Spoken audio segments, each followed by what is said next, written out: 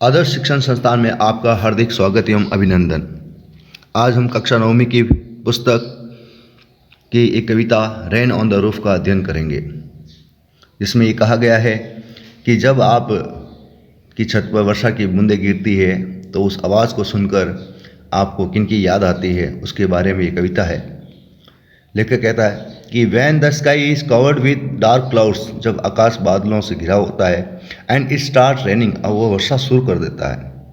Have you ever listen to the patter of the soft rain on the roof, क्या आपने कभी वर्षा की बूंदों की टपटपाहट अपनी छत पर सुनी है?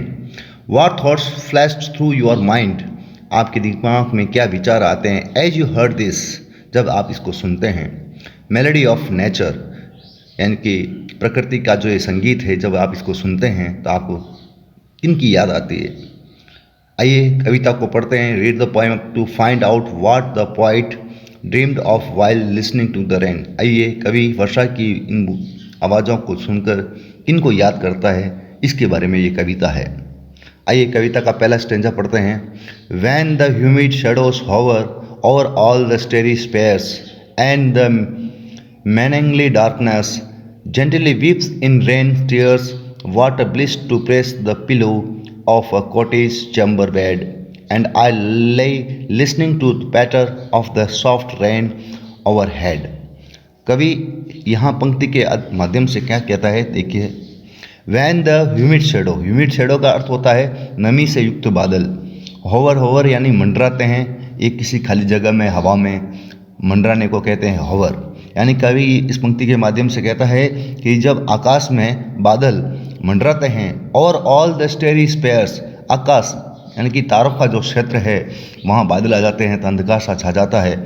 तो कवि इसके बारे में कहता है कि जब आकाश में बादल छा जाते हैं, नमी से युक्त बादल यानी कि humid shadows, and the melancholy darkness, यानी कि जो ये बादल छाते हैं ये उदासी अवसाद जैसा वातावरण पैदा कर देते हैं, यानी कि किन्हीं की याद दिलाते हैं। जेंटली वीप्स इन रेनी टीयर्स, और उसमें से बारिश की जो छोटी छोटी बूंदें गिरती है ऐसे लगता है जैसे आंसू गिर रहे हों छत पर।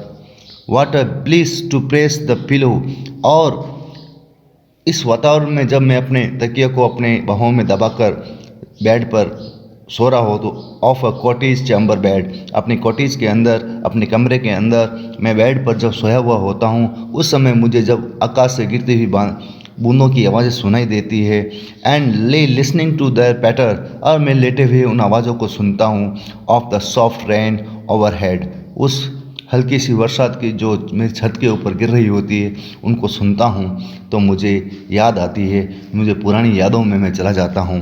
ऐसा कवि इन पंक्तियों के माध्यम से कहता है। दूसरा स्टेंजा है every tinkle on the singles. Singles का अर्थ होता है स्मॉल राउंड शेप स्टोन्स जो होते हैं, जो छत पर लगे हुए होते हैं, जिसको हम रेक्टेंगल वुडन टाइल्स भी कह सकते हैं। जो टाइल्स के ऊपर या पत्थरों जो लगे हुए हैं छत के ऊपर, उस पर जब वो टिंकल करती है, टिंकल का अर्थ होता है शॉर्ट लाइट साउंड, यानी कि धीमी आवाज़। जब उसकी पत्थरों के ऊपर, छत पर लगे हुए पत्थरों के ऊपर, टाइल्स के ऊपर जो आवाज़ें गिरती है, वर्षा गिरती है, जो आवाज़ पैदा करती है, has a echo in the heart, यानी कि मेरे हृदय के अंदर एक प्रकार की ध्वनि पैदा कर देती है, एक प्रकार का उत्साह पैदा करती है। And a thousand dreamy fancies, और मेरे मन में हज़ारों विचार उमड़ जाते हैं, कल्पनाएं उमड़ती है। ड्रीमी फैंसीज का अर्थ होता है इमेजिनेशन, यानी कि स्मृतियाँ। इनटू बिजी बीइंग स्टार्ट्स, जैसे ही वो शुरू होती है तो मेरे दिमाग में विभिन्न प्रकार के विचार मेरे दिमाग में आते हैं। एंड अ थाउजेंड रिकलेक्शंस, और हज़ारों स्मृतियाँ पुनः मेरे दिमाग में आ जाती है। रिकलेक्शन का अर्थ होता है यहाँ पर लिया है यादें। Weave their air threads in woof, ऐसा प्रतीत होता है जैसे आकाश में, जैसे एक झूले के अंदर धागे पिरोए जाते हैं, वैसे के वैसे आकाश में इन वर्षाओं के बादलों के माध्यम से मेरे मन में हज़ारों विचार उत्पन्न होते हैं जो एक दूसरे से गुथे हुए होते हैं। And as I listen to the patter, जैसे ही मैं इसकी टपटपहाट को सुनता हूँ, of the rain upon the roof, of the rain upon the roof, जैसे छत के ऊपर इन ध्वनियों को सुनता हूँ तो मुझे पुरानी यादें ताज़ा हो जाती है। तीसरी स्टेंजा पढ़ते हैं। Now in the memory comes my mother, अब तो तब मुझे मेरी माँ की याद आती है। मेरी माँ जो बचपन में मुझे प्यार करती थी, मुझे सहलाती थी, वो यादें मुझे ताज़ा हो जाती है। ऐसे यूज्ड इन ईयर्स अगो, जैसे कि वो बहुत पहले वो किया करती थी, क्योंकि वर्तमान में उनकी माताजी का देहवास हो गया होता है, तो उनकी माताजी की उनको याद आती है। और वो कहते हैं कि मेरी माँ जो पहले बहुत सालों पहले मेरे साथ किया करती थी, वो सारी यादें मुझे ताज़ा हो जाती है।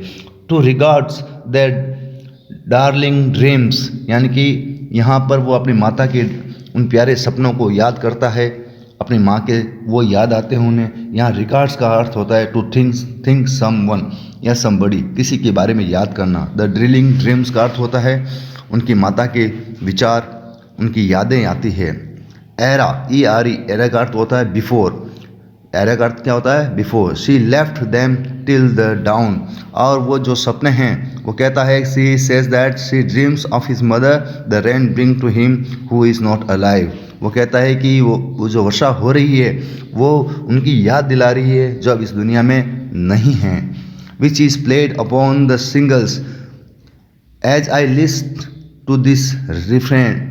वो कहता है जैसे ही मैं, लिस्ट का यहाँ अर्थ है लिसन, जैसे ही मैं उन आवाज़ों को सुनता हूँ। रिफ्रेन का अर्थ होता है साउंड, तो जिन वर्षा की जिन आवाज़ों को सुनता हूँ तो वो मेरी यादों को ताज़ा कर देती है।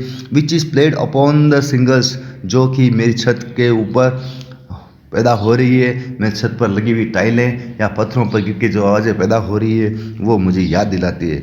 By the patter of the rain, यानी कि वर्षा की टपटपाहट मुझे अपने पुराने यादों को ताज़ा करती है, पुरानी यादें ताज़ा हो जाती है।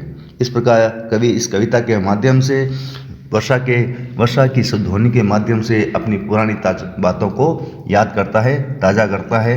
अपने पुराने सगे संबंधी उसको याद आते हैं, उसे अपनी माँ की याद आती है।